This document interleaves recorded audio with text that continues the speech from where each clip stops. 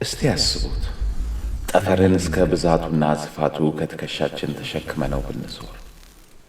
ይህ ነው እንግዲህ አእምሮ ማለት 1.4 ኪሎ ግራም ወይም የሰውነታችንን 2% ብቻ ክብደት ያለው 20 በመቶ የሚሆን የሰውነታችንን ኃይል ወይም ኤነርጂ የሚጠቀም ለስላሳ ሕዋስ ወይንም ሶፍት ቲሹ። ከ86 ቢሊየን በላይ ኒውሮንስ በጭንቅላታችን አለ።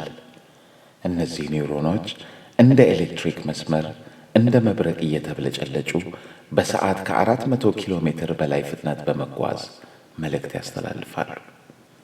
በአእምሮአችን ያለ ኒውሮን ሰማይ ካለ ከዋክብት ይበዛል። በአንድ አፍሬጅ ወይም መካከለኛ ሰው አእምሮ ውስጥ ያለው የመልእክት ምልልስ እንቅስቃሴ በዓለም ካሉ ስልኮች አንድ ላይ ቢደመሩ ይበልጣል።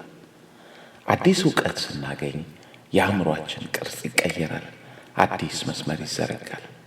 አዎ አዲስ ዕውቀት በአእምሮአችን ግቢ አዲስ ሕንፃ እንደመገንባት ነው። ተኝተን እንኳን አእምሮአችን አያርፍም። ትዝታችንን እንደሚገባ ይደረድራል።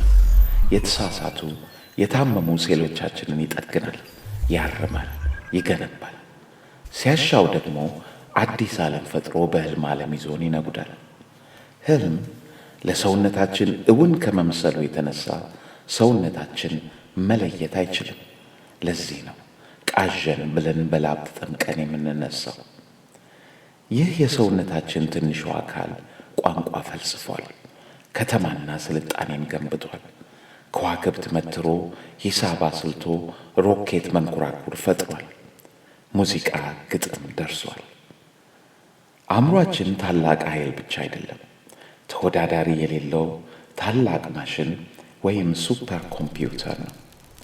ይህ 1.4 ኪሎ ግራም ብቻ የሚመዝን አቅሙ አቻ የሌለው ሱፐር ኮምፒውተር በጭንቅላታችን ተወስኖ ከአናታችን ይኖራል።